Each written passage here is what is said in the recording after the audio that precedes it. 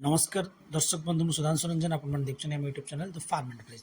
दर्शक बंधु काली हठात आपण मैंने देखिपे आम वीडियो बनवाक गला बेलू केते सुंदर केते बढ़िया वर्षा होची आपण मैंने समस्त अनुभव करथिबे। एई खरा दिन रे वर्षाटा अचानक हो गोटे प्रकार चिंतार विषय बहुत पशुपालक भाई मान किंतु आम पाइका खुशीर विषय आम पाइका बहुत आनंदर विषय जे गरम आम त्राही पाइलु आम पशु मैंने त्राही पाइले और ता सहित आमर जो फोडर ग्रास अच्छी आमर जो फोडर फील्ड अच्छी तार ग्रोथ भल भाव होगा जाऊँगी। तो आपने देखिपे केते सुंदर भाव वर्षा होची आ पानी बढ़ीगला। आपने देखते आम शेड पूरा ओपन शेड आमर पानी बढ़िया से चलती वर्षा होची झिप झिप वर्षा होता तापर धीरे धीरे वर्षा बढ़ला। तो दर्शक बंधु भिडियोटी देखार रहस्य होची आज मुझे देखा चाहिए जे बाहर तो वर्षा लगी रही किंतु किपरि भावे गोटे मॉडर्न फार्म किपरि भावे गोटे वैज्ञानिक पद्धति चलुवा फार्म केते सुंदर भावे काम करूँ आम मैंने आपण मैंने वीडियो रे देखिपारे।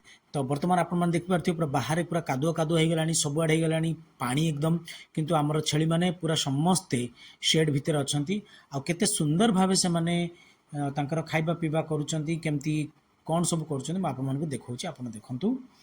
तो दर्शक बंधु मुझे कही रखा चाहिए जदि आप गोट फार्मिंग कि जेकोसी लाइफ स्टॉक कर प्रॉपर इंफ्रास्ट्रक्चर ना आपण जी proper planning proper feeding management proper technology और टेक्निक को आप व्यवहार करना ताले आपणकर लाइफ स्टॉक रे आपण मानकु बहुत गुड़ाए समस्यार सम्मुखीन होगा पड़ो खास कर यही अचानक वर्षार। तो आपण देखिपे बर्तमान शेड भितर केते सुंदर भाव ये छुआ मैंने आमर खाऊँ देखते ये सब छुआ पूरा चमत्कार भाव खाऊँ बिल्कुल परिवेश सहित किसी मतलब ही नहीं। देखो ट्रे पूरा खाद्य भरा होती माँ मैंने खाऊँ छुआ मैंने खाऊँ एपटे किसी प्रेग्नेंट छेली खाऊँ एपटे देखो आमर यंग फीमेल जो मैंने 5 मास 5.5 मास 6 मासर फीमेल से रेडी होती आगू ब्रिडिंग से अनवरत खाइबारे व्यस्त अच्छा। तो दर्शक बंधु मोर युवपीढ़ी भाई भाई मानक मुझे कही रखा चाहिए जो मैंने नुआ करी फार्म करने को चाहते कि जो मैंने करुँच समस्ते जानते जे छेली पालन को जदि आम परिवेश अनुकूल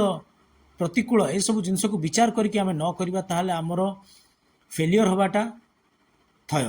तेणुक आमको प्रकृतिर विपरीत परिस्थिति रे किपरि भावे काम करने को पड़ो से सब जिनस को आमको मुंडरे रखी तापाइका प्लानिंग प्रपोजाल करी आगु को बढ़िबा उचित। तो दर्शक बंधु डरिबार नहीं पाणीपाग जहाँ हो आमको तादरे डरिबार नहीं आमर वैज्ञानिक पद्धति रे जो जो जिनस गुड़ाक अच्छी से सब जिनस को आमको तैयारी करने को पड़ो स्टेप बाय स्टेप। तो दर्शक बंधु जदि आप मैंने step by step goat farming procedure जानापी चाहूँगी आउ देखापी चाहूँगी ताहले आपण मैंने आमको कॉल करें नंबर डिस्प्ले होची फार्म को विजिट करें। नमस्कार जय जगन्नाथ धन्यवाद।